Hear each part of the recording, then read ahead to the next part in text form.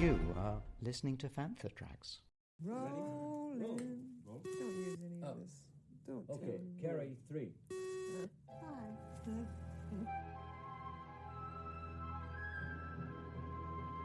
They love you. You know. This is Princess Leia Organa. You're listening to Planet Leia. Permission is granted to land on Planet Leia. Brought to you by Fantha Tracks. Here are your hosts, Claire Henry and Johanna Nybelius. Well, hello, everyone. I feel I should be singing Love is in the air. Do, do, do, do, do, do. Love is in the air. And why is that? Well, it's because, we've got some exciting wedding news coming up. And it ties in with the release last week of a certain book that I very much have been looking forward to reading. So if you haven't guessed it, this episode's theme is weddings and nuptials. Oh, the book that I was talking about, which was released last week and I read very quickly and devoured it on holiday, is The Princess and the Scoundrel by Beth Revis.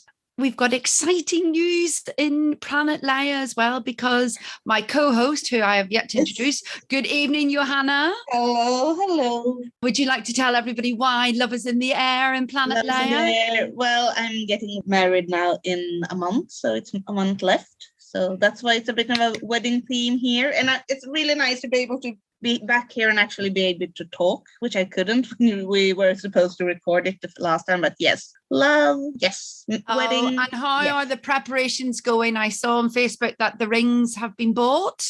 The rings have been bought. The wedding gown is in my sewing room, not yet assembled, but the fabric is there at least. So the fabric. I still have a month to make my gown.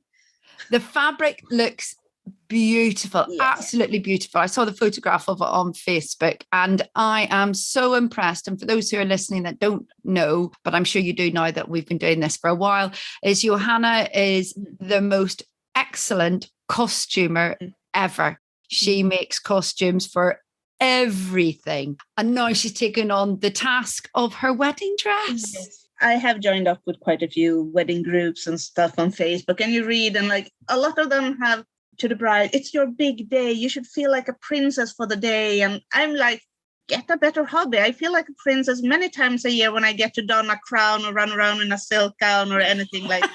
I don't need to be a princess for one day of my life. You're a princess many times at many conventions and all sorts of gatherings that you do. Can you mention and a big shout out to your lovely fiance? Oh, it's David and Lindén, and he's a really nice historian, and I'm a historian as well when I'm not talking Star Wars. So we met our interest in basically a big bloody massacre. We met on the 500th anniversary of that one. So romantic.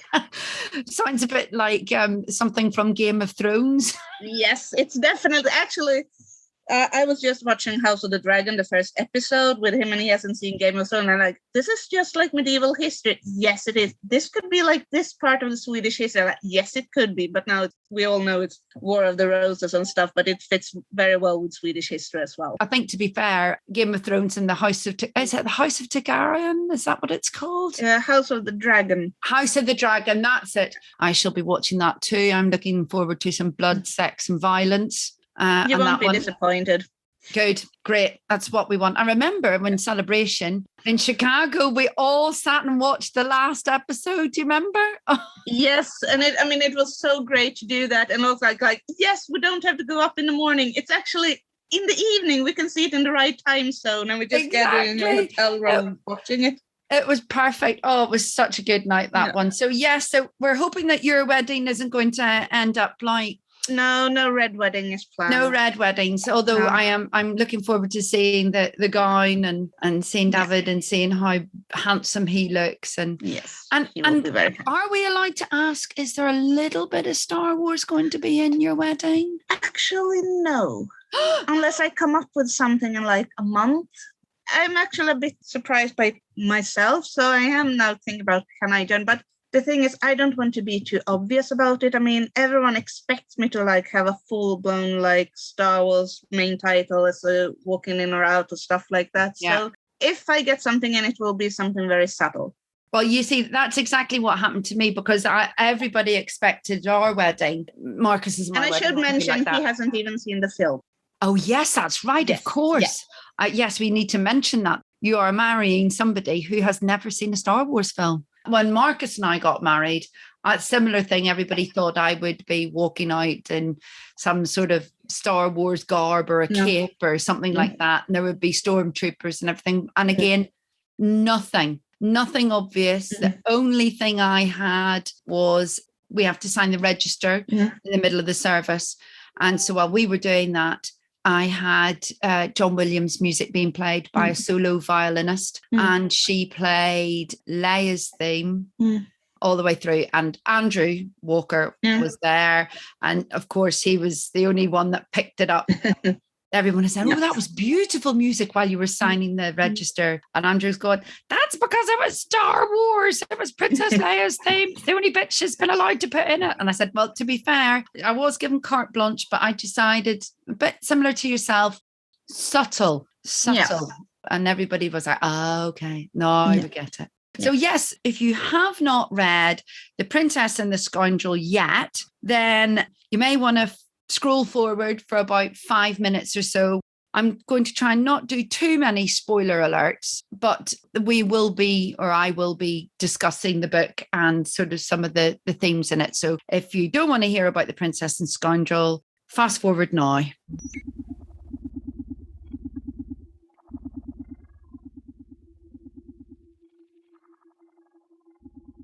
Okay, The Princess and the Scoundrel.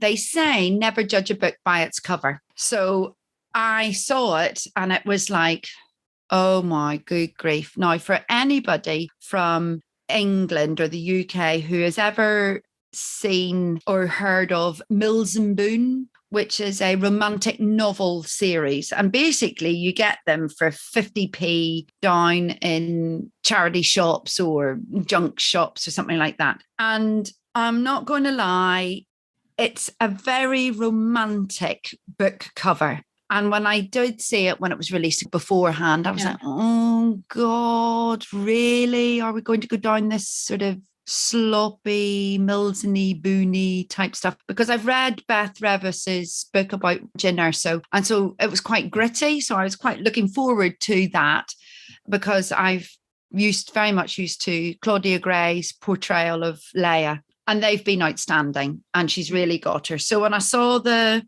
cover, I was like, oh God, right, don't judge a book by its cover. Let's get going. Let's crack on with this. The book opens up literally 30 seconds after Return of the Jedi stops. Everybody's celebrating and they're all joyful because the Empire is gone, etc., etc. And you find Leia in quite a reflective mood, happy that this part of the war is over and moving on and hopeful. And she walks past the stormtrooper heads that you see at the end of the film. And I'm going to say now, the original Yub Nub song is the one that you really want to be listening in your head when you're reading that, not the new version. So anyway, so she's walking past that. I like the new version. See, that's too hopeful for me. I'm like a yub nub. Oh no! You see, and I know the words.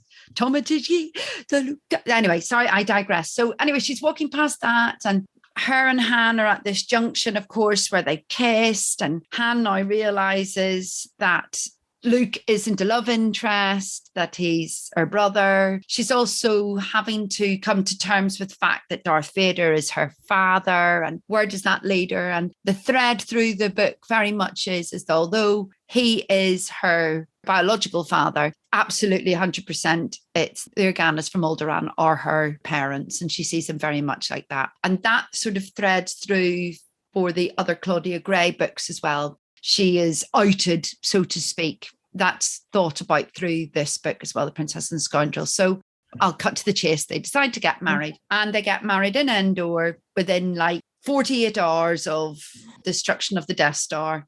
and Mon Mothma organises it. Han Solo has a stag do, which Ewoks are involved in. I'll say no more than that, which is quite amusing. It is amusing. And they get married. We learn why they think C-3PO is a deity, etc., which is quite interesting too. And their wedding rings are created from somewhere in the Forest of Endor. And then they decide, like every couple do, to go on honeymoon. I'm assuming you know where you're going on your honeymoon, or do you?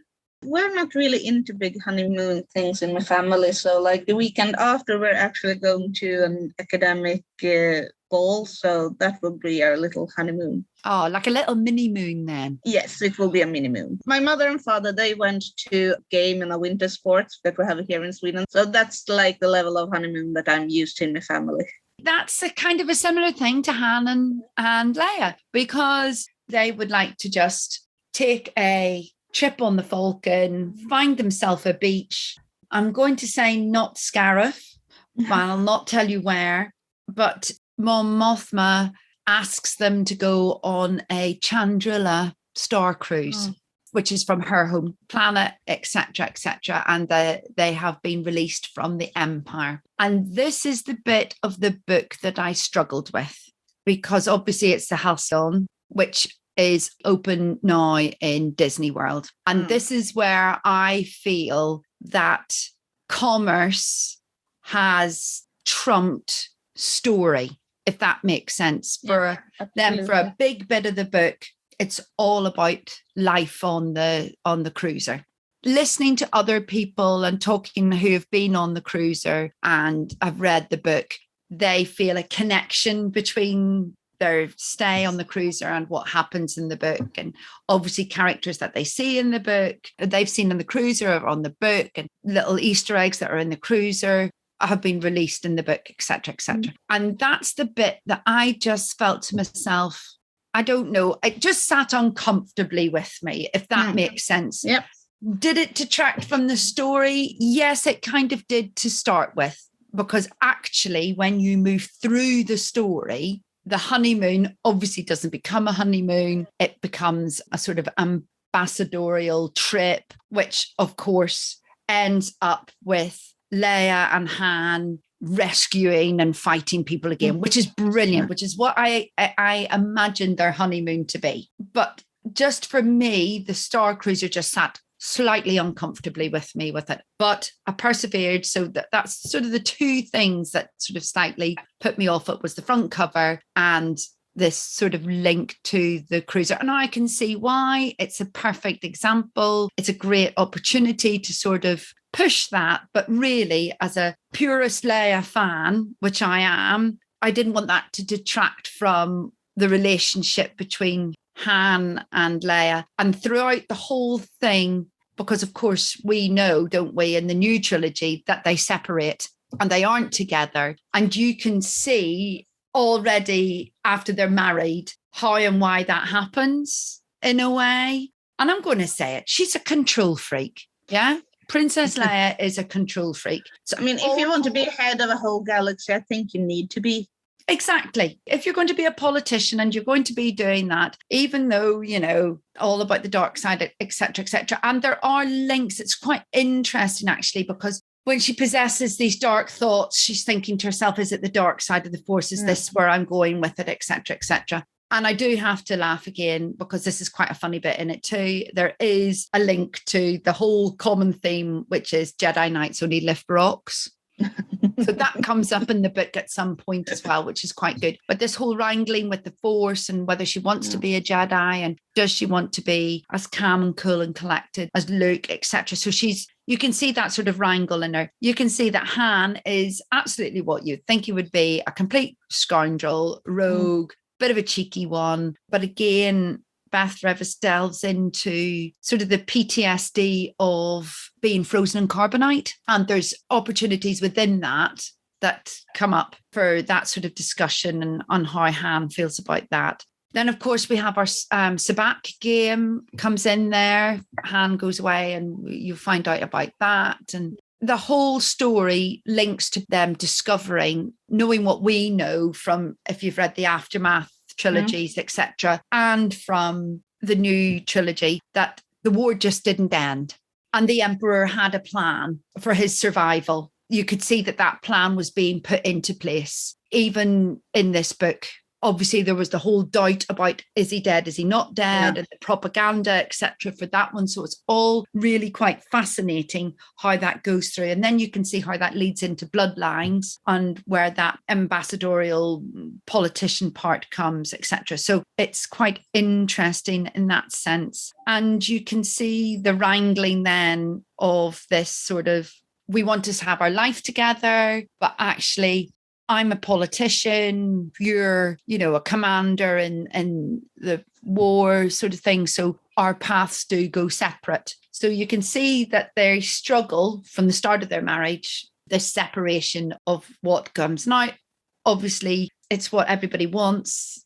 Everybody understands that. Did I want to see it in a book? Yes, I did. And it put a lot of context in it for me. I feel like if they have this already, like, just when they have gotten married, don't they like get a bit of a break where they can just be a happy married couple? I mean, that would be nice. I mean, Han and Leia deserves that. Yes, and it's quite funny because, and I'm not going to say anything, but the modifications that Han makes to the Millennium Falcon for this domestic life that they're going to have, that's pretty much shot down in flames pretty quickly once it comes up. It's very, very funny. Very funny part of the book, actually, it has to be said, because I could well imagine Leia sort of saying it to him.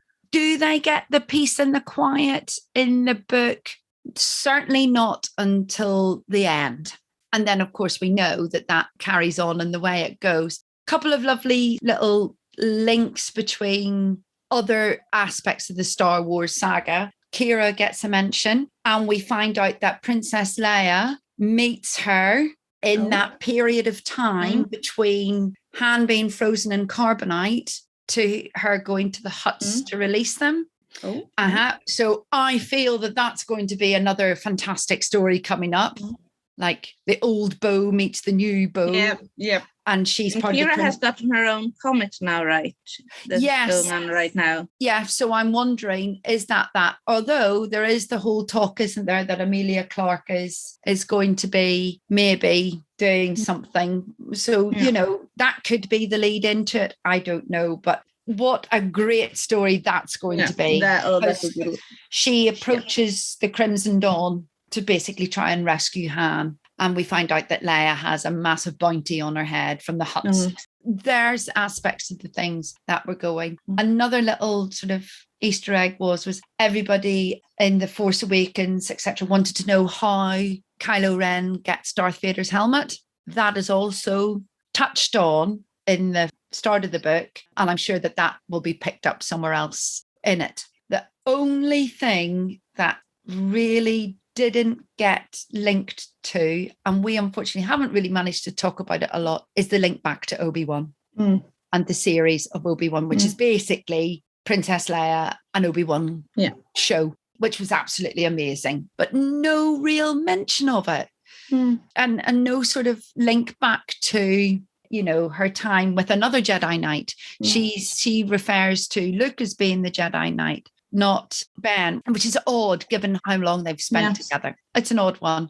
Overall, the book, and I've tried to do it as much as I can, giving you sort of synopsis of the story, etc. Overall, the book is really enjoyable, and the plot and the reason how they get into this sort of ambassador diplomatic mission on the new Star Cruiser is really rather good. And you can see the struggle of those civilizations that still have the Empire with them and how are they going to escape, and the struggle that they're going to have to try and get the Empire out. As I say, I devoured it in a couple of days. It's quite an easy read, and if you're into it and you're a Leia fan, you won't be disappointed.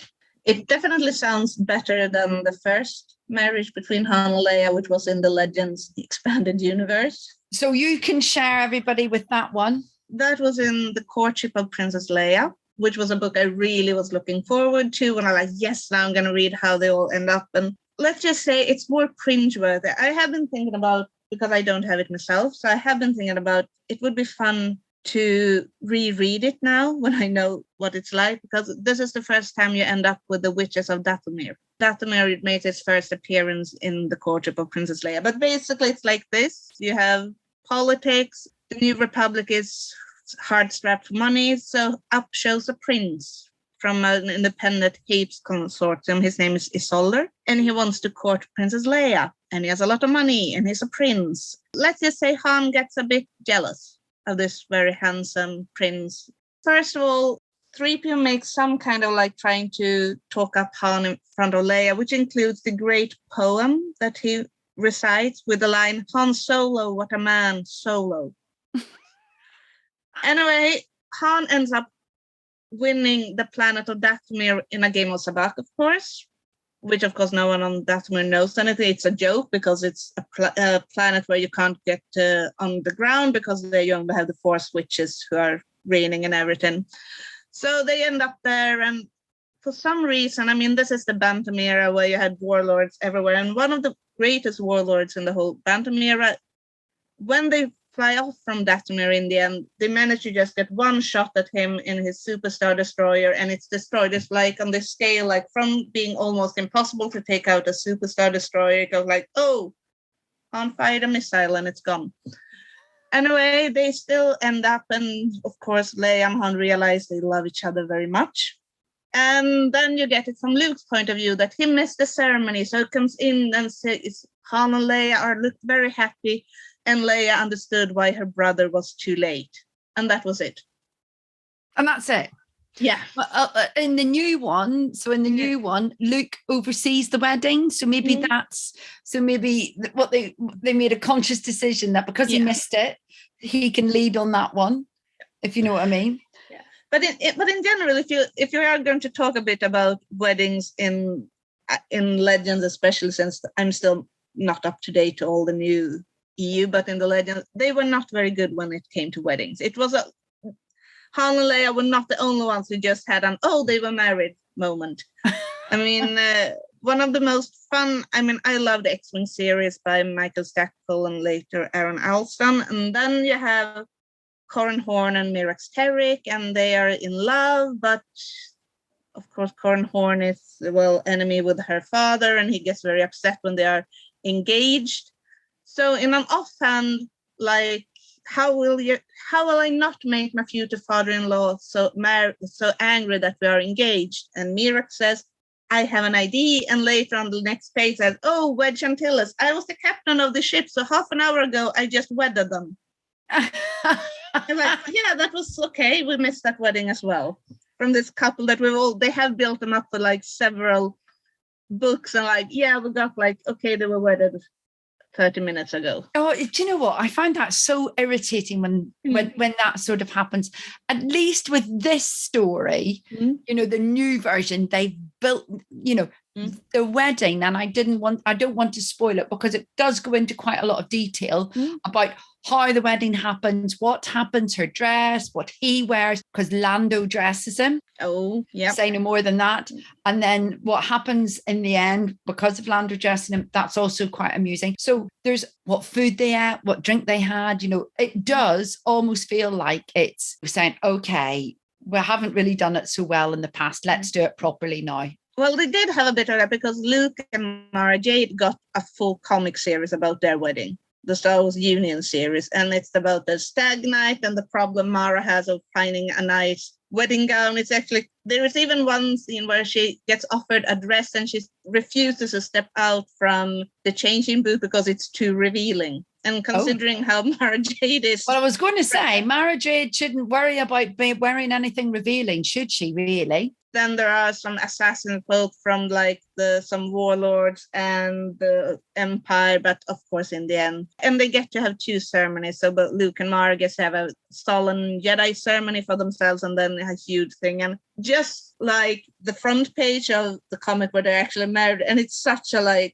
it's 90s wedding gown for Mara, flowers in the hair and everything. They do that. And it is a pretty funny comic. One of these okay, we need a plot. Let's hire someone who wants to stop the wedding. But on the way, it's just And the stag night is hilarious. So what and the happens? What raids kind of going out. happens in the stag night for Luke then? They have fun, and of course they almost don't end up at the wedding because they get delayed and they have to run from the Empire. It's that classic sort of Vegas, what goes on in Vegas stays in Vegas. With some added imperial entanglements, of course. Of course, where he tries to have it with just a few sort of friends, then Ewoks get involved, which is quite amusing. So I can get that one. Hi, this is Amy Ratcliffe, and you're listening to Fantha Tracks. And then, of course, I think the only on-screen wedding is Padme and Anakin. The only one we get is Anakin and Padme, which is a beautiful scene, and the music is so tragic, and no, this is not going to end well, but it is a very beautiful scene. And that, I can tell you, is a costume that's almost impossible to replicate. Padme's wedding gown is all made out of old bedspreads with antique lace that they cut out the motifs to assemble them and make into that gown. I know some people have made it, and you really need to assemble a lot of antique lace and cut it out and re-sew it on the gown to make it look like Padme. I mean, where would you even get antique lace from? I suppose bedspreads, things like that. And I guess, and to be honest, I always felt that it is a bit bedspready because the lace is quite clumsy in some places, but it's the wedding gown. It's beautiful. It is beautiful. Yeah. And it's a nice scene. And of course, again, because we all know what happens in the future and what he becomes, we obviously at that point don't know what happens to Padme, but it's an interesting one that it's bittersweet. And that's a good way actually to describe The Princess and the Scoundrel. Bittersweet because you know what's coming for them. And I always say that the best ending of any Star Wars film is the end of Attack of the Clones, with the different, you have Padme and Anakin's wedding, you have the clones marching on, and then you get the best version of the Imperial March. Everything is so perfect there. The music, what scenes they're showing, I still think that is the best ending. The prequels weren't my sort of era as such, but it is one of the best because you know what's coming ahead. It's the bit that you don't want to happen, but you know is coming that way. And you know that this isn't going to end up being the love story that everybody wants it to be. And it makes it sad. It's really quite emotional. Going back to The Princess and the Scoundrel, that's exactly the same because you know that they don't get their happy ever after. They try to almost, before Hannah's killed by his son, you see that they're trying to reconcile. And certainly when you read this book, you know that it's not going to go that way, and it's quite sad. And I actually think this is one of my problems why I haven't been able to really get into the new EU, because I was so opposed to the fact that Han and Leia had split up, because they were, of course, they're not going to have an uncomplicated marriage because I mean, from who they are and everything. But the fact that they had split up was like, no, I want them to have their kind of happily ever after, not like being in different places of the galaxy running around. And I think that is probably my main issue with the new films. I got so upset with that on some level of my Star Wars Han and Leia fandom, because it's always been very central to my fandom. Yes, and me exactly. And that's why, was this a book that I felt that I wanted, knowing what they did to the relationship at the end? I'm not sure I did. I mean, I've enjoyed reading it, but why couldn't they live their separate lives but still be together? There's plenty of couples do it. That's the whole yin and yang. They should have gotten stronger together. Yeah. When Ben turned, they should have comforted each other, not no, we can't be with each other. And well, it's almost like, you know what, our son's now a complete idiot and he's gone off to the dark side. So do you know what? Well, that's it. We're over. And, I suppose maybe that is what happens for some people. But maybe that's quite realistic. That was something that they didn't give the fans. We wanted that happy ever after. I would have been quite happy with Leia being sucked out into the void or whatever. I'm happy for them all to die. That's not what I mean. But what I mean is Leia fans, Han fans weren't given what I think they deserve. No. Of course, they were always going to produce a child which was going to have issues, shall we say, with the dark side. Of course they were. And, and the whole Luke involved with that. I get that too. They had those problems in the Legends as well. I mean, you had the perfect Anakin, but he was killed off. But they didn't split up. Even if their children turned into the dark side, they died. No, they always had each other. And I was so disappointed that we didn't get to see that. Yeah, I would say I would agree with it. And that's why, in a way, the cynics say The Princess and the Scoundrel is a book that we didn't need to know because they were going to get divorced anyway and separated. And that's the cynic in me saying that. As a book, it's a very enjoyable book. If you don't think about it too hard and take it for what it is, it's actually a really enjoyable book, and don't try to read too much into it. But it's very hard not to, because there's all sorts of Easter eggs and links to other parts of films, etc. And I suppose, as you say, it's the wedding story that we've never had in Star Wars. Maybe we should, this was supposed to be a happy episode. We've done what everybody always does. We've become so self-critical or critical about it. But actually, it's a really good story. It's fun. Ultimately, who doesn't think that Han and Leia are going to have an easy honeymoon? And if they did, then it would be really, really, really disappointing. And this is something I didn't need and I don't need, is sex scenes in it. There wasn't any of that. There was the alluding to it, and off they went, nudge, nudge, wink, wink type thing. Yeah. But thankfully there was no, and her hand caressed his and, all that sort of stuff. Oh, yeah. Oh, God, no, I don't need that. But I do need to know that they did do it. And they certainly intonated that. So that was quite funny. And they get their time together and they get their fun together, etc. And it leads on to other things that you can see there's going to be offshoots from this book. And I'm hoping, and I hope Disney are listening and Star Wars are listening, Kira, Leia series. I want to have them like in a cantina somewhere drinking, talking about Han. I just imagine Leia coming onto the ship. She's not in one of her ambassadorial gowns or something like that. Kira's in one of her stunning outfits, and the two of them are like, I would like them to sit down and have a good old chat with them. Yes. Shall we save him? Shall we not save him? Yeah, go on. He's worth saving, I suppose, in the end. So, you can imagine that would be a funny conversation. That's not going to happen, I would expect. But, you can sort of say, That's why you have fan fiction. Yeah, absolutely. We're sitting down with a bottle of wine, slagging their man off, or whatever the drink is of the choice. So if they're listening, that would be a really, really, really, really, really good series, film, book, standalone movie, whatever you want to call it. Get somebody good on the case with that and bring in the huts and everything. That'll be quite an interesting one. For everything in one location, daily news, reviews, interviews, podcasts, video and social media feeds, bookmark fanthatracks.com for Star Wars news 24/7, 365. This time, we should have been at Celebration. Do you realise this? Did you get your calendar reminder because you forgot to delete it? Yes, I got that. I should have been. On a personal level, though, I must say it's my budget that I didn't spend on going to Celebration that I'm spending on my wedding. So yay! Well, you see, that's perfect. That's exactly what you want. And then we have our budget for next Easter, so that's fine. Yes. And it's obviously in Europe, so it's a bit closer to home for us. It's a bit closer. I think we're going to have a few fans dressing up as Han and Leia. From The Princess and the Scoundrel. Oh, hopeful. There have been some love going on at different conventions and stuff. Which celebration was it when they actually had they had both the speed dating and that you could get married at Celebration? I did the speed dating, and yes, this was in Orlando. I did the speed dating, and let's just say I actually went to Celebration with one of my best friends, and one friend, before she bought tickets to Celebration, she hadn't seen a Star Wars film. Oh, brave choice. This was at a time when it wasn't so hard to get tickets.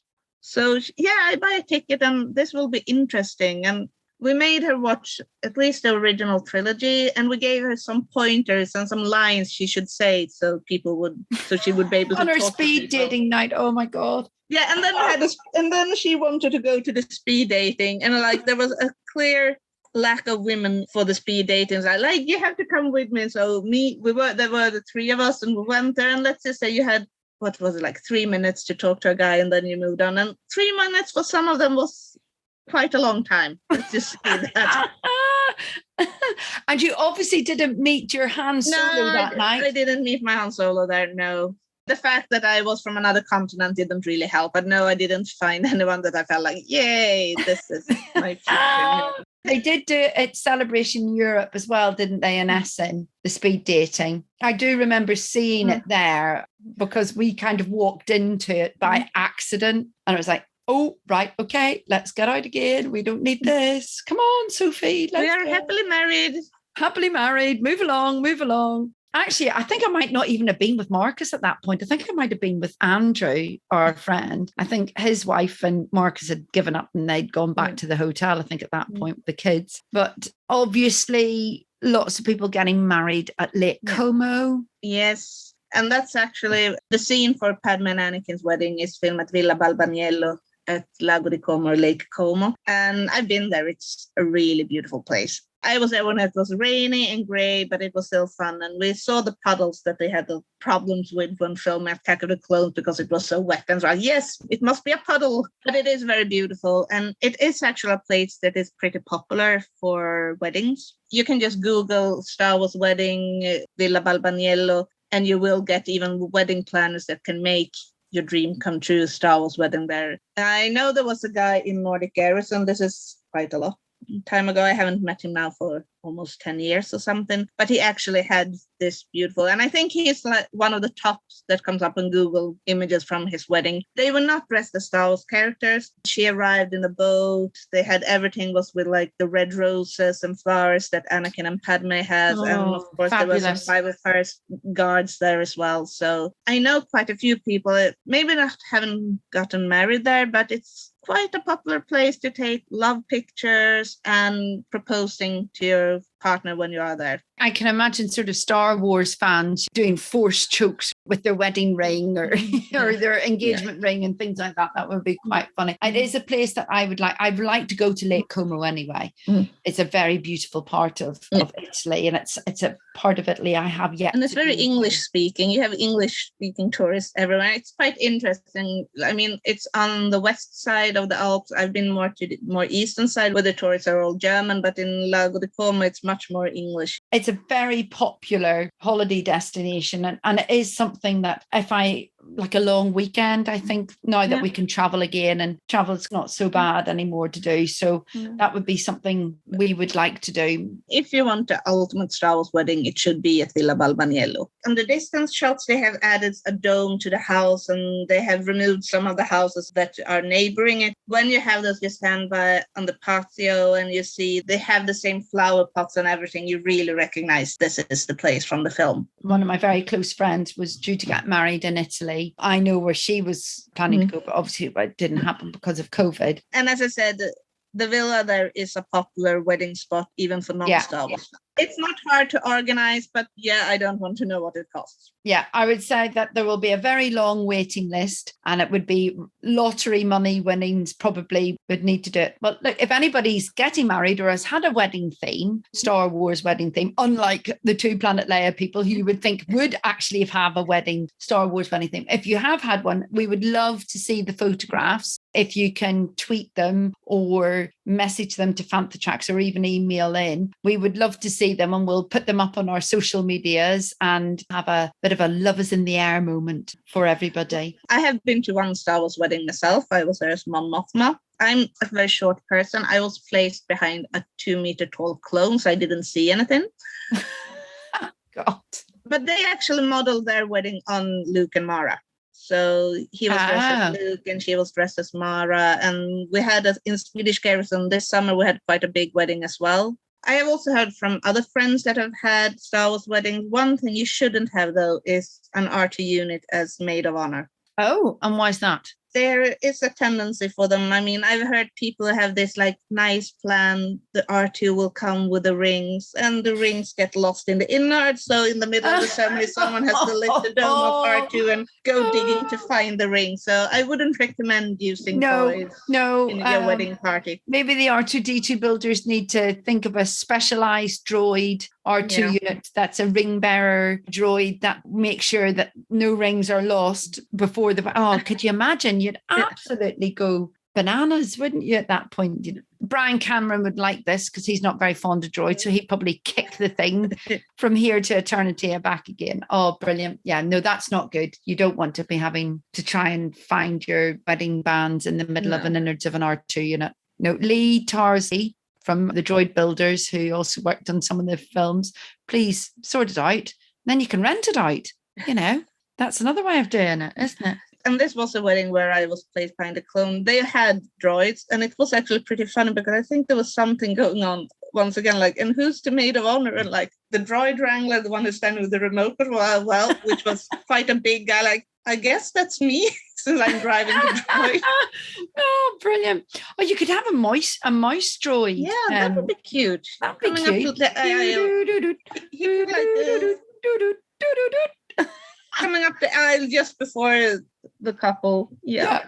That sounds like a good one. I quite like the sound of that one. That one sounds like a good one to me. But I mean, when we're talking R2s and wedding, I mean, on that celebration where you actually had the possibility to get married on celebration, you did have the one who got married to R2. Of course. Yes.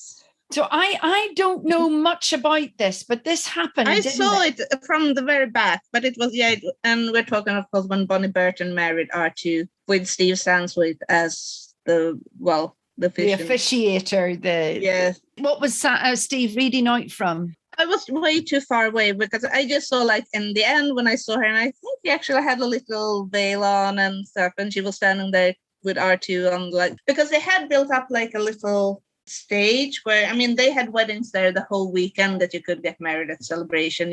I think you had to fix like the appointment before that you were going to do it. But they had this little, like a pagoda type thing. Yes, and they said there was like white and nice, and there was some flowers there. And I think there were quite a few couples who did during the weekend. They actually got married at celebration. If you were one of those couples, get in touch with us. Are you still together? Did it work out? Is the force strong with you still? That would be quite interesting to find out. I hadn't heard about that until you and Mark mentioned it. That must have been the celebration before I started to go. In a way, that was when celebrations were like, I would say, in a way, the most fun celebrations, because you had no new films going on. You had no, so it was like much more relaxed and like, hey, let's come up with fun stuff to do as Star Wars fans together. Yes, like the vegetable carving and all that, the origami. And weddings and speed dating and stuff like that. It wasn't commercialized, was it? No. I'm actually sitting here wearing one of my Han and Leia t-shirts. I think it's from that, because they did so much fun merchandise and it felt relaxed and just like, let's have fun with it. No thoughts about selling or hyping up the next film or anything like that. Just have pure fun. If you want to get married among Star Wars fans, come here. This is the time to do it. Oh, brilliant. I love it. Hi, this is Julie Dolan, the voice of Princess Leia, and you're listening to Fantha Tracks. It's your only hope. What date are you getting married? September 24th. So you will be able to see something before you get married, which is the up-and-coming new Star Wars series Andor. Yes, I will. I have to make some break in wedding preparations. I'm very glad then that Disney doesn't like release the whole series at once like Netflix does, because that would be hard. Like, I can't sit down and do the whole binge watching, but an episode or two I can watch that, because they are releasing it with 2 episodes, aren't they? I can't remember whether it's 2 or 3. There's a lot being released on the first day of it, and then it's 1 episode per week after that. It's the same as what it's been for them all, really, hasn't it? You have to actually wait and anticipate, talk about it, discuss what you think is going to happen, and then it all goes pear-shaped and you haven't a clue. Yeah. So, I'm really looking forward to it. I'm looking forward to Mon Mothma being in it. Oh, that is one of my I'm so looking forward to her. I want to see this like shrewd politician. And I think she will be good. The actress playing Mon Mothma, I think she'll be absolutely fantastic in it. Genevieve O'Reilly. That's the one. Yeah. So I'm looking forward to that. I'm looking forward to the story and the background behind it, and obviously the struggle, because in the latest trailer that they've released, looks like Cassian says that to infiltrate, you have to go within. And of course, that's Han's been within the Empire and trained with them. Now, obviously, it looks like Cassian's going to be in there. This will be, how dark will they go? I mean, Rogue One is a pretty dark film. Yes.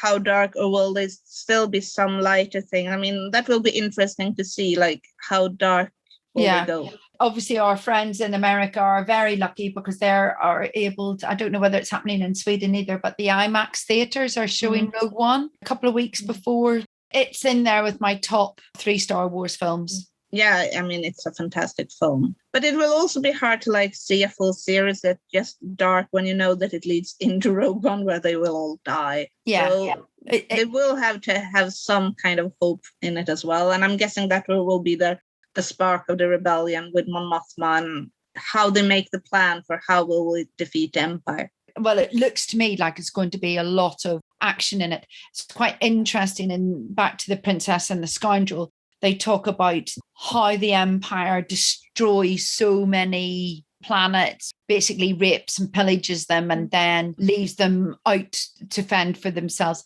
And I think we're going to see that quite a lot in Andor, certainly with Cassian Andor's homeworld and what happens to it. And it is about time we see how bad the Empire is as well. Yeah. Because we usually mostly see the polished police state. And I think that it's going to be great to sort of see the backlash between all the Imperial officers trying to vie for power and greed of their own ambitions. Hopefully we'll see a bit of that, which was what we saw in the book Catalyst, which was like how the Death Star came to be sort of thing. So I think we're going to see that. I'm very much looking forward to seeing the new baddie, played by an Irish actress as well. So, you know, they're certainly going for a couple of Irish people in there this time. So it'll be interesting to see. She looks like she's going to hopefully play a good role in it. So again, it just to me looks really nitty gritty. Yeah, I mean, I was looking forward much more to this than Kenobi, because with Kenobi, you always said like, oh, will it work out? Will it work out? How will it fit within the canon? But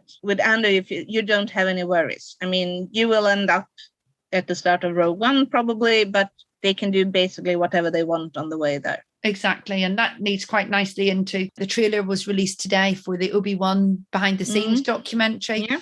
Oh, and that's just lovely seeing them looking at the big screens of the original trilogy for Ewan and the prequel scenes for Hayden Christensen.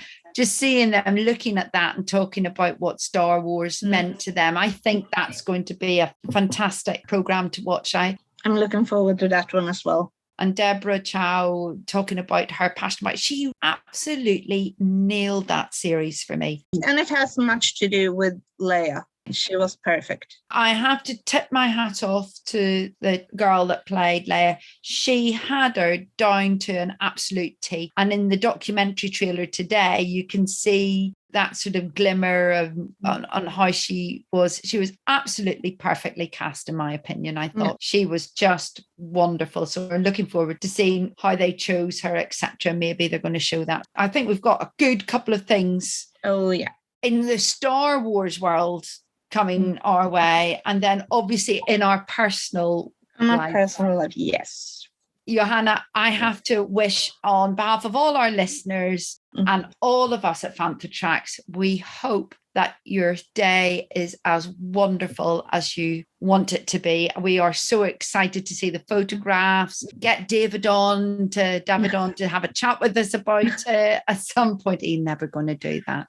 No. We send you our best wishes for a long and happy life together, and show us where that little sneaky bit of Star Wars does make it into We'll see where I manage to sneak it in. I'm looking forward to seeing him at Celebration next year. Is he coming? No.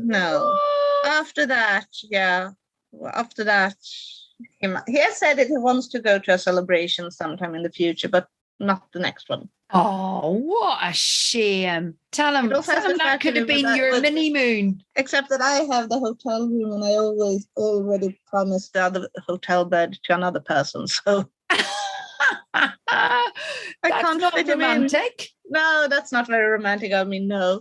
It was instinct. It just like happened like, oh, and then I thought maybe I should have thought about bringing David as well.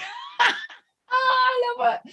I mean, to be fair, when I book my celebration stuff, it's not Marcus I think about. It's my Star Wars husband I think about, Andrew. It's not Marcus. Marcus gets sort of a look in, oh yeah, sugar, I should have asked him too. Well, he's coming anyway. I've just bought him a ticket. He'll come along. He'll probably be fine sitting drinking blue milk at some bar somewhere. And that's actually what David has said. He would love to end up like, the Star Wars Husbands Club, sitting in the bar, talking about while their wives are just out having fun talking Star Tell him Wars. to come next year, and him and Marcus can do that. That Marcus will be quite happy to take him on a pub crawl around London. Between them can find some dirty dinges to go and have a drink in for sure. May the force be with you, Johanna and David, on your journey together. Although it won't be this celebration, it hopefully will be many more. For all of you lot listening at home, thank you for listening to Planet Leia again. I hope you've enjoyed our episode and our little delve into married life, both on the outside and the inside of Star Wars. And if you want to be part of the action and stay updated on all the latest Star Wars news, visit panthertracks.com or check out the free Panther Tracks app through the App Store and follow us on your mobile device. You can reach out to us and send in your listeners' questions by emailing them to radio@panthertracks.com. Always comment, like and share any of our social media feeds at Panthertracks, and be sure to subscribe, leave a review. Of course, we're always looking for 5-star reviews on Amazon Music, Audible, Apple Podcasts, Google Podcasts, Spotify, or your podcaster of choice. And a smart speaker, of course, is always there too. And as always, thanks to James Semple for composing the Panther Tracks intro and our Planet Leia opening music, and Mark Daniel and Vanessa Marshall for our voiceovers. Remember that you can always tune in to Good Morning Tatooine, which is live every Sunday evening at 9 p.m. UK time, 4 p.m. Eastern and 1 p.m. Pacific on Facebook and YouTube. And always listen out on Panther Tracks Radio on a Friday at 7 p.m. for new releases of one of our podcasts. Either the Panther from Down Under, Planet Leia, Desert Planet Discs, Start Your Engines and Cannon Fodder. We've got quite a lot and a good range now of podcasts for every taste. And of course, every Tuesday at 7 p.m. UK time, you have your weekly episode of Making Tracks with Mark Newbold and Mark Mulcaster, talking everything Star Wars and all the Star Wars news of the week. So thank you very much for listening to Planet Leia and our little delve into love and romance. And all the best, Johanna, for your wedding. Thank you. Coming up next on Panther Tracks Radio, it's Making Tracks.